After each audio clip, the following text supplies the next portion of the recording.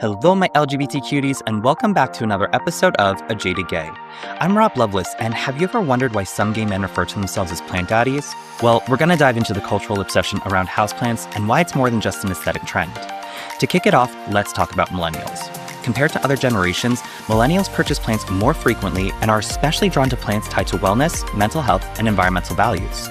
Researchers also suggest that millennials are uniquely positioned to sustain this hobby because many are delaying traditional life milestones like homeownership, marriage, and having children. Plants offer something meaningful in that space: the opportunity to nurture, care for, and build a routine without the same long-term demands as pets or parenthood. Now, when we narrow the lens to gay men and houseplants, the connection becomes even more interesting.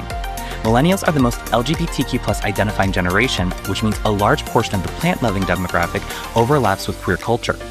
Caring for plants has been explored as a uniquely affirming practice for many gay men, particularly those who grew up without consistent emotional safety or validation.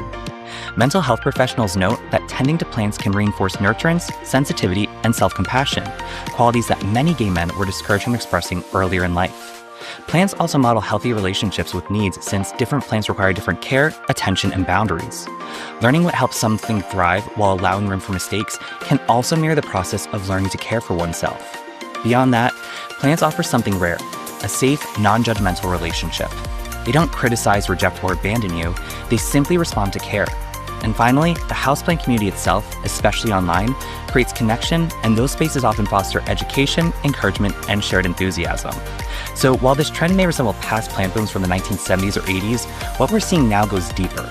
For millennials, and especially gay men, houseplants represent wellness, identity, emotional healing, and connection in a world that often feels unstable. And that's why this plant phase isn't going anywhere. So if you're interested in learning more about the psychology and emotional connection behind houseplants and queer wellness, check out the podcast episode and blog post linked below. And remember, every day is all we have, so you gotta make your own happiness.